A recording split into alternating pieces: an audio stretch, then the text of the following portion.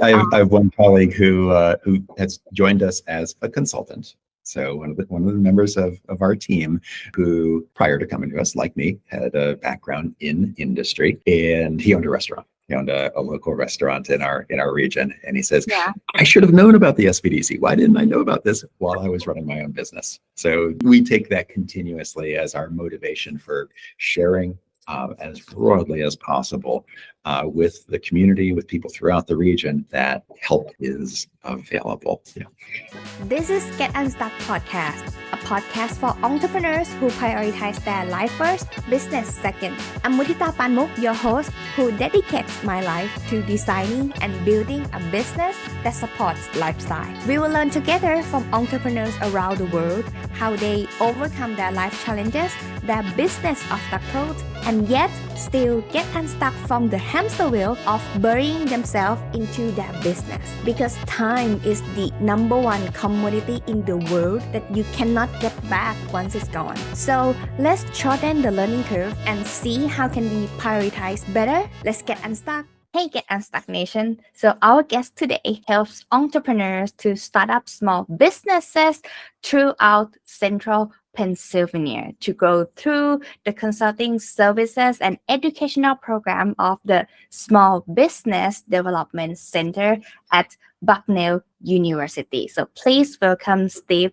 Stumbris, Director of SBDC at Bucknell University and host at WVIA-TV's Keynote Edition Business Program to Get Unstuck Podcast today. So hi, Steve. Hi, Mutita. Thank you so much for inviting me to this conversation. I'm looking forward to talking with you. Yeah, I'm like, wow, this is like giving me the homies vibe, like back in the days that I was still a student. So I'm very excited to talk to you. And while I'm at a university, I'm not actually a professor, so please don't be intimidated. I have a number of roles across Bucknell University that I'm engaged with students, especially students who want to start up their own thing. Student entrepreneurs, students with ideas. It's a great place to be. But I interact with them not actually in a classroom. So I'm not up in front of a lecture hall. I'm not in a lab running experiment. We're having them run experiments. And here's the best part about it. I'm not the one who's grading them. So no barrier to getting in touch with me and the folks that I work with in entrepreneurship at Bucknell. We're here to be a resource. We're here to be advisors, and yeah, we're here to help. But yeah, we don't give grades to students. No pressure then, no pressure. No pressure. So Steve, how did you get into the entrepreneur journey? Like, how did you get interested in starting a business at the very first place? So I have a professional career or a career in industry prior to coming to the university setting. And back when I was a university student, I was studying engineering. I have a degree in mechanical engineering. And from there, I went into industry and worked mostly at manufacturers. So I've always been fascinated by how things are made. If you or viewers have ever watched how it's made, or some things on the, Discovery Channel, or the science of how things work, and how things are designed and how things are made has always been something that just made the gears turn. There I go, speaking like a mechanical engineer, gears turn in my mind about figuring things out. And I thought as a young person going into design and how products are developed and how innovations are brought from someone's idea, an inventor, to how that is created. And I had strengths in science and math back in the day. If you asked me to solve a differential equation nowadays, crack open a calculus textbook, I would be completely lost. But I know a lot of engineers, and I know a lot of experts in math and statistics and probability that I can phone a friend.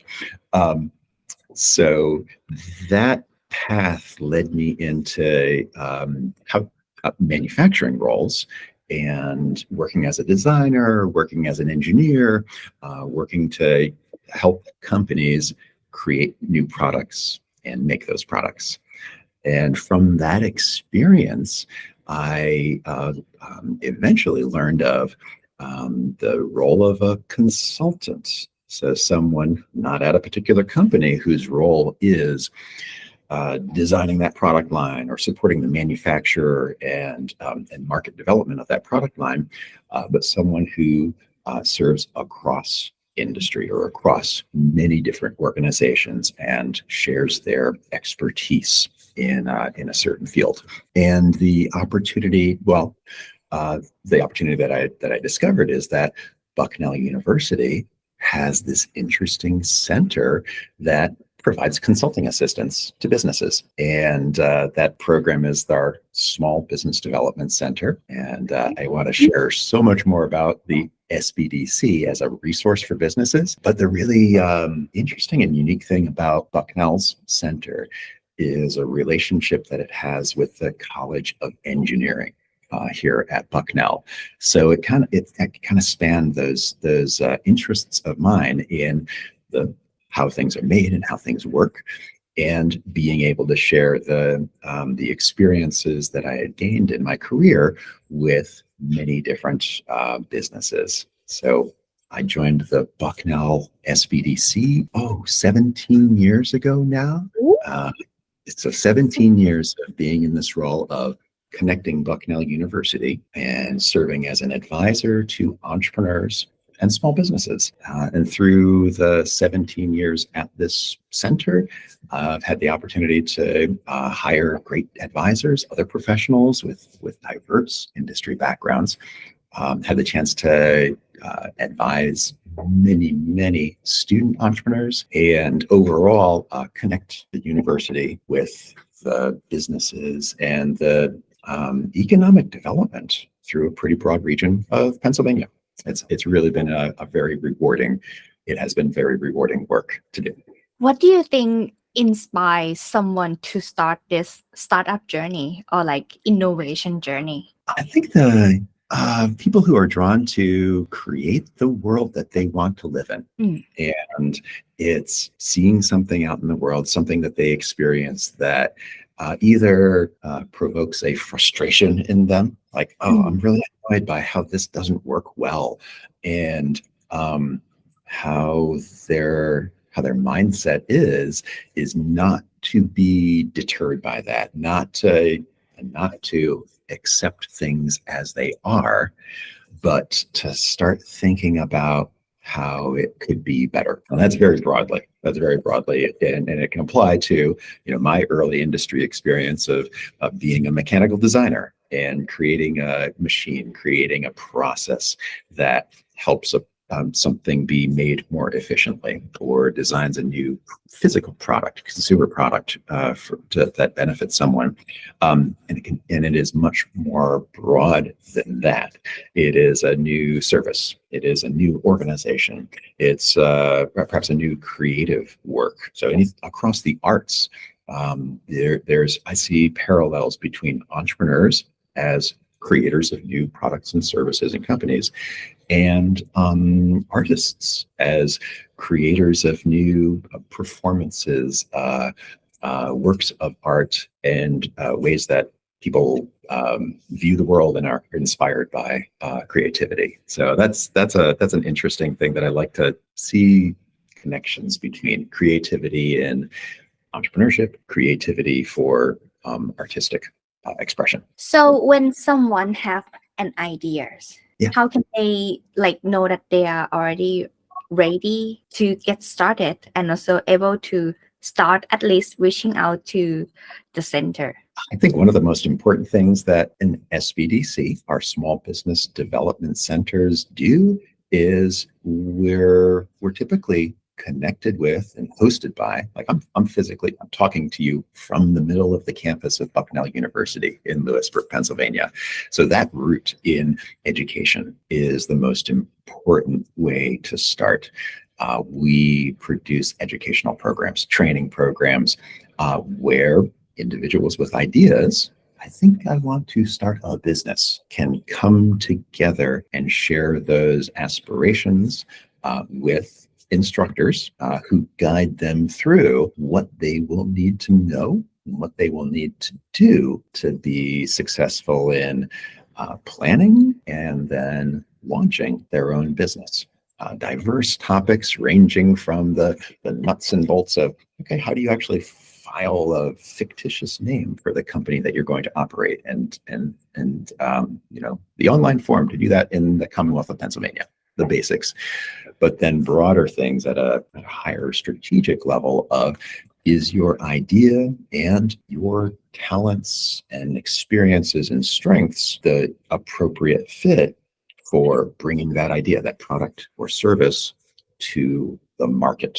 So that discovering that and researching, and as much as possible, getting from the kind of cloudy, I have an idea, to what are the numbers behind that idea as an operation, as a business that you as a leader, as a founder, can successfully operate.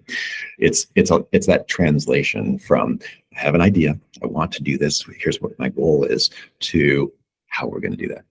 And that's the advising work, the consulting work of the SBDC. We're not an expert at running any particular type of business, although members of my team have done things like run restaurants and construction companies and their own consulting businesses.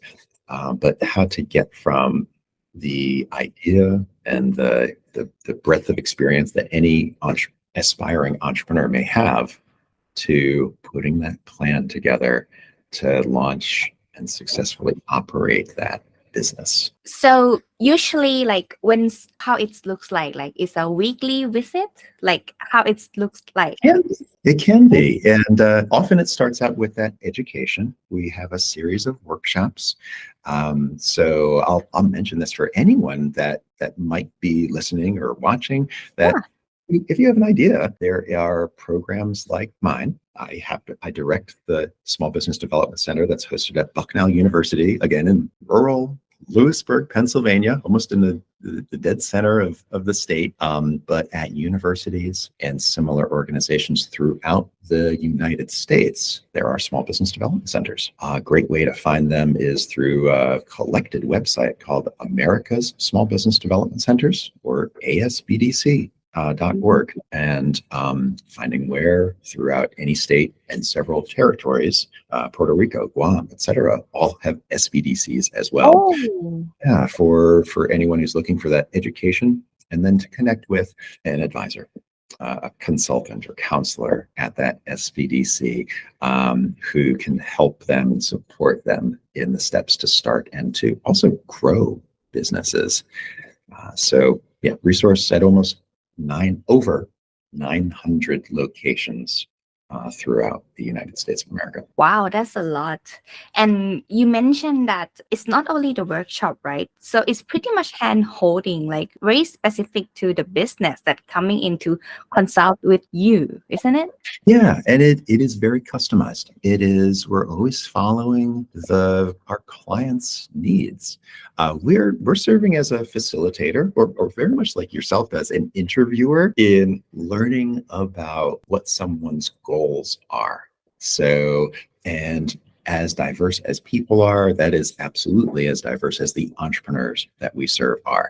And it can range from someone who likes to cook and has an idea that they want to buy a food truck and go out to fairs and festivals and bring their love of food to people in their community, to professional service providers, to product designers, to we've served local community pharmacies, chiropractors and dentists, and anyone who is running their own independent small business has the SBDC has their back. I think some of the things that we hear people say is we help to illuminate that path that seems so unclear ahead. Anyone can go to Google and say, how do I start a business? And you will be overwhelmed by, well, not just sponsored ads and highlighted things that an advertiser wants to get to you, but so many great resources. Also, some resources that aren't so great. So how do you discern what is the right path for you? A great way to do that is to find a mentor, find someone who has experience, and find someone who will ask you good questions. And I know that that's got to resonate with you, asking good questions. You do that. I appreciate it. Yeah. But then someone as that advisor who will give you honest feedback and point out, in a coaching way, that critique. We all need to, well, I'll speak as a business owner, needs to surround themselves with a variety of experts, ranging from someone, if they're seeking capital, they need someone who understands lending. They need someone who's going to, if they don't already have this expertise, the finances, the bottom line of that business. They need at times accounting, legal counsel, someone who can advise them on human resources, hiring, crafting position descriptions as their company grows, and managing. Especially, here's something that's really tough for so many early stage small business owners. They wear so many hats. They get to be fluent in so many aspects of operating their business. But it becomes tough for them to delegate, tough for them to hire and hand over the responsibility for something which is so close to them. They built something, their business, and it can be tough personally to let go of some parts of it, to say, just employee, yeah. But finding yourself with advisors who have expertise that is different than yours and who will share with you honest critique when you need it. You mentioned something about capital. I think someone may be also curious. Do you help them secure capitals, or like how to pitch, or like something like that related? Yeah. That's absolutely part of it. And there are so many people people on my team at Bucknell's SBDC who come from a background of financial management or have been lenders, commercial lenders, and understanding the needs and usages of funding in a business and the sources, how to manage those sources is so important for a business owner, both at the earliest stage of starting, launching, the initial early stages of growth, and the ongoing management of a business throughout its entire life cycle. But the SBDC is, I mentioned, being sponsored by and supported by. We also partner very closely with the United States Small Business Administration. The bulk of the work that the SBA does is have a variety of financial programs, loan guarantees in which they partner with. They'll be part of that package with a financial institution, a bank. And the SBA-backed loan can be a critical part of the financing for a small business. Diverse programs especially for diverse loan types of businesses and business owners, and understanding the rates, the durations, the terms of all of those programs. We help business owners who are applying for those loans, applying for those various financing programs, understand them and manage them in a well-informed way. One of the things that over the past several years, as the SBA was the lifeblood of so many businesses seeing their way through the pandemic. So relief funding is something that the SBA really stepped up in providing, that helped many business owners sustain their operations. Being the educator about those programs and helping business owners apply for those programs was vital work that the SBDC program did throughout the pandemic. Yeah, that's something that if you don't know who to reach out to these resources, this is so important, right? It's like hitting somewhere in that is eligible for you, but you have no idea how to access this thing. This is like, yeah, wow, this is so good. Like, I have one colleague who has joined us as a consultant. So one of the members of our team, who prior to coming to us, like me, had a background in industry, and he owned a restaurant. He owned a local restaurant in our region, and he says, Yeah. I should have known about the SBDC. Why didn't I know about this while I was running my own business? So we take that continuously as our motivation for sharing as broadly as possible with the community, with people throughout the region, that help is available. Yeah. In that case, to that note, do you think that to start a business should be self-funded or should be applying for like something that being generated capital or the product generated revenue, something like that? Depends Yeah. on the models. We experience so many times that someone wants to start a business, but if they don't have assets, they don't have capital of their own, or they're from family or socioeconomic status where they don't have access to. I'm going to ask my uncle. He owns his own business. Not everyone has that uncle or aunt who can bankroll them in the early stages of their business. So it's often a catch-22. It's like, how do you get there without having something to start with? Mhm. But I think something that has, over the course of my career, if not making it level, but tipping the playing field a little bit more is technology, is business models where you reach customers online, where a digital product or service, a creative work that is disseminated online, those have reduced some of the traditionally capital intensive entry into a market. Can be that the needs for startup capital can be mitigated in some types of businesses. So having the internet, having online marketplaces, having social media, having podcasts and YouTube channels as a way to enter into self-employment without the need to have a brick and mortar storefront that you're paying, so many thousands of dollars a month rent to someone else. And that's not an investment in yourself, but the investment in yourself through technology, through investing in your own creative development and professional development.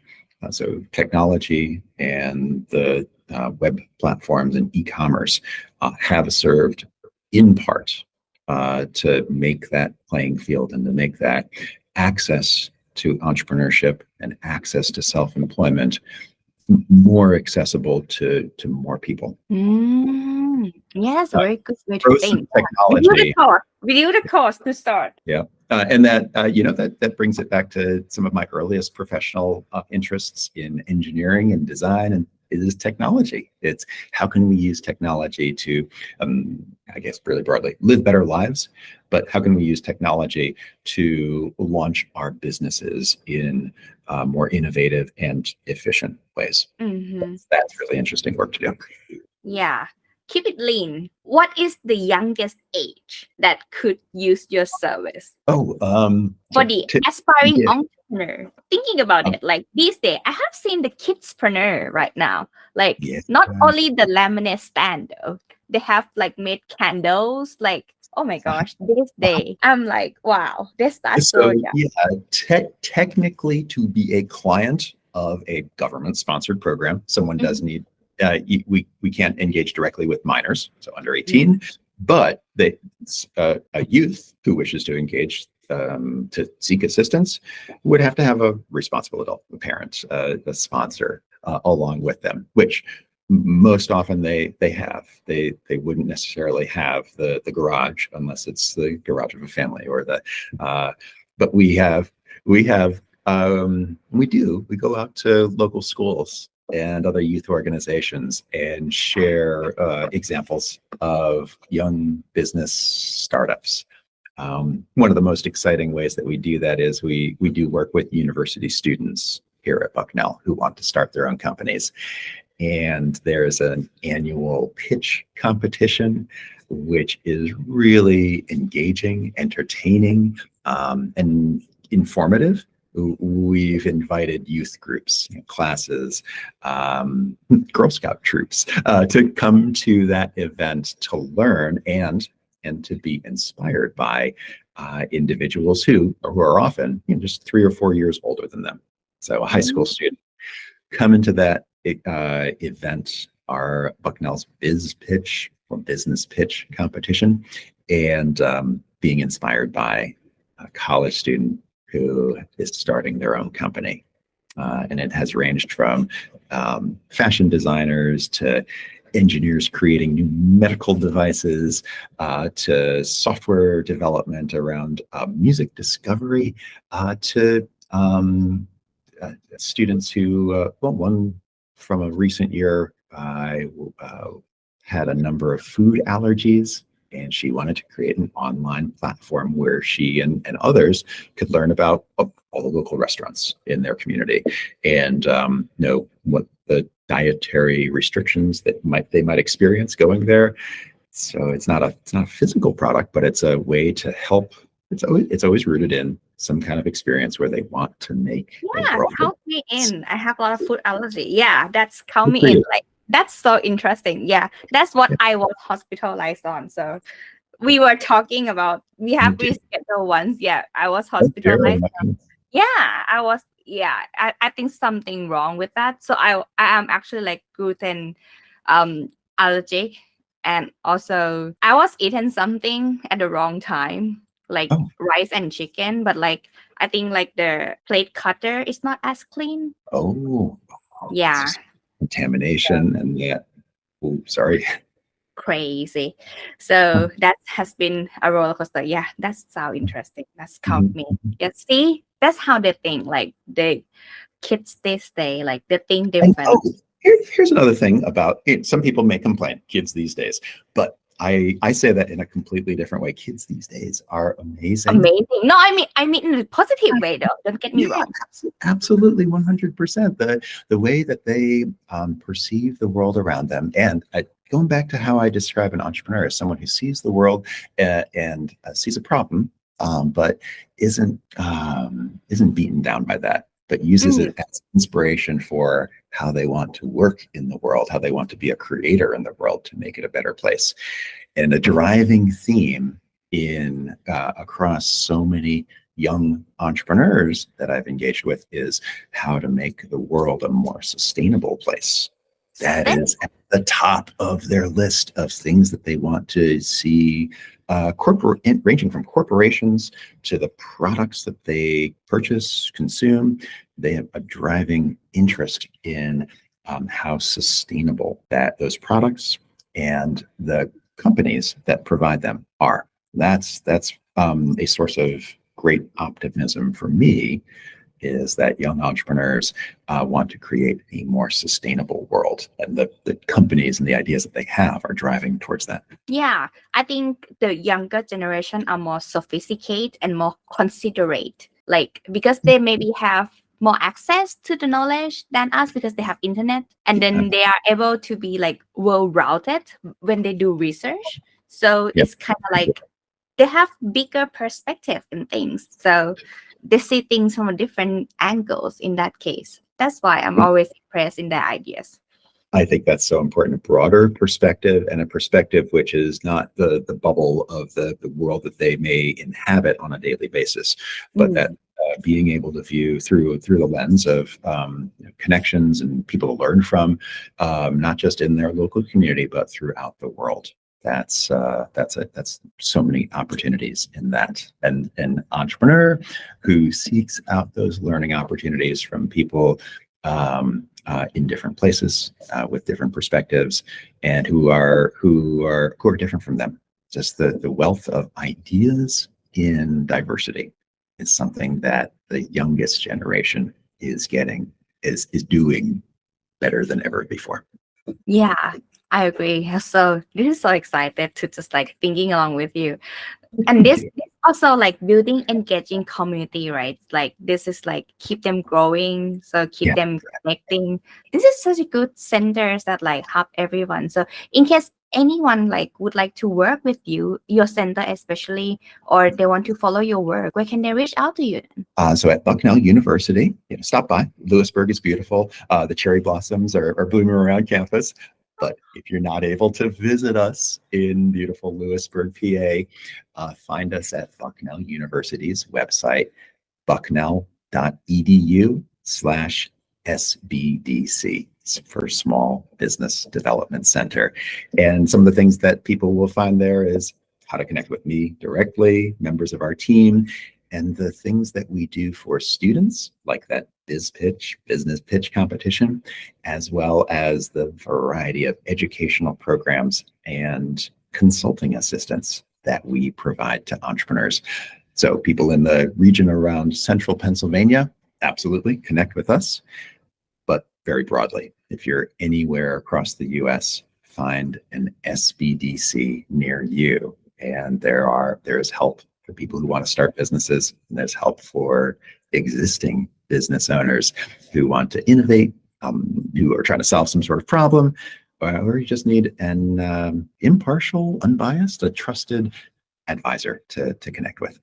Yeah, so everyone, the link will be around here in the description as well as the show notes. So definitely check it out. I think it's an awesome opportunities and you don't want to miss this. Trust me, you don't want to miss this. So thank you so much, Steve, for joining and sharing these awesome things to Get Unstuck podcast today. I wish you have a great day ahead. Thank you so much, Mutita. I'm a fan of the work that you do and helping people get unstuck. I hope that I've helped contribute to that just a little bit. Thanks so much for talking today. I really enjoyed it. Thank you.